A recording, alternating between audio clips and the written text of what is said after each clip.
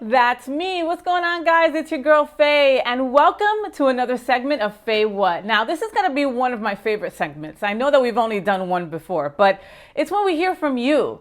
We had a couple of listeners, viewers, that had left us a couple comments and asked us for advice. How are we experts in anything?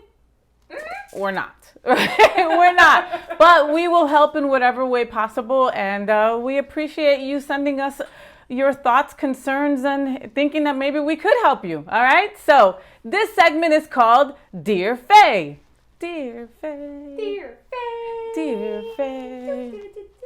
Okay, that's all. All right. Dear Faye, I love your segments. Well, thank you so much.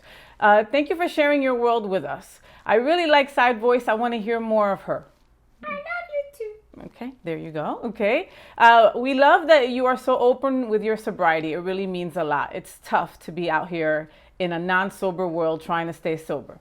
Okay. All right, so here's my problem. I have been sober for 4 fabulous years and can't imagine life without this gift of a new life. But I have a friend that just can't stop. She just can't get this way of life. I love this woman and I don't know what to do. I've given advice. I've been a temporary sponsor, yet every single time she gets a little bit of sober time, she ends up relapsing. My birthday was last month and she relapsed at my birthday. Friends mentioned that she smelled like booze and I didn't know what to do. At that moment, I said, do I cut her out completely or do I continue to stay here and let her let me down over and over again or pray that she will get it someday? Help. She's had some time in the past and I just don't know what to do. I feel like she is triggering me and I don't want to ever go back to where I was those years ago. Signed, Sober in Sunny Isles. All right. So Sober in Sunny Isles. Okay. So thank you so much for confiding in us and sending us that letter, that email. Let me start by saying that I do not represent AA. I am not a poster child for them. I can only tell you what's worked for me. Okay. So we'll start there. And I'll have to say that this journey in sobriety, my 5 years in sobriety has been quite a roller coaster, and it's had its highs and it's had its lows. But one main thing is that we stay teachable and we stay willing to continue this journey. And I've learned a lot. At the beginning of my 5 years, I had friends that also, like your friend, just couldn't get it. And I was always wondering, they don't have the willpower or they're not strong enough. And I even went to the point of thinking they obviously don't want it. And it's honestly absurd. If this program, if this way of life was for people who wanted it, everybody would be at our AA meetings. And it's for people who really, really are willing and need it. And unfortunately, your friend maybe is just not ready right now to get some sober time. Maybe she's not taking it seriously. Maybe she thinks that you'll always be there for her. Now, what scared me the most about your email was the fact that it triggers you, and I hope that it doesn't mess up your sobriety. You have to remember, just like on a plane when they tell you to put your mask on before putting on the mask of a little kid, same exact thing. You can't help somebody if you're not 100%. So in AA, they tell us that you always have to extend your hand to another alcoholic. That is what you're supposed to do. That is how we keep this amazing gift that we have. Extend that hand, girl. I think you're a girl. If you're not, I'm sorry. But extend that hand. If she needs you, be there. Don't let it trigger you into drinking, ever. Call your sponsor, get to a meeting, do what you have to do. Get on your hands and knees and pray to God if you do get that thought to go back out there, because it's not worth it, and you know that. But you have to be there for your friend.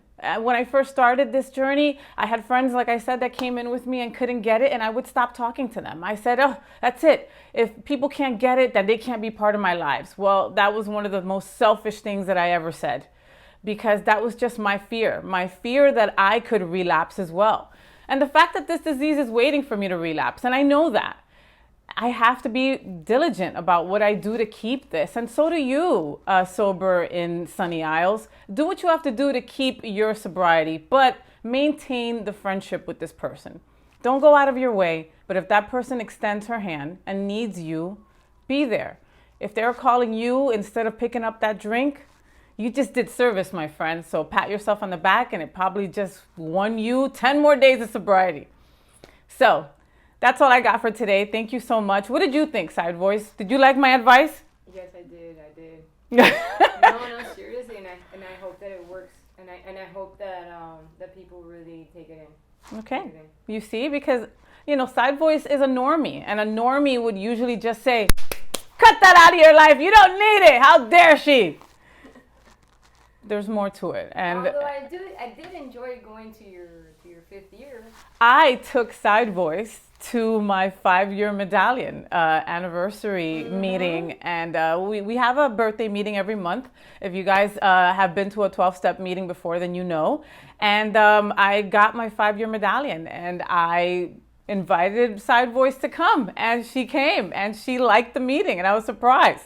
She also did say, "How much do I have to drink to get in here? Because this is not a bad deal. Put a couple bucks in a basket and you get to hang out with a bunch of cool people and have cake." Total therapeutic. Totally therapeutic. It's very cheap therapy. Yeah, and all good. And all good. Well, so I'll keep on coming back. You do so too. We'll see you guys next time on our next segment of FayWhat. Make sure you subscribe today and tell all your friends. See you next time. We love you.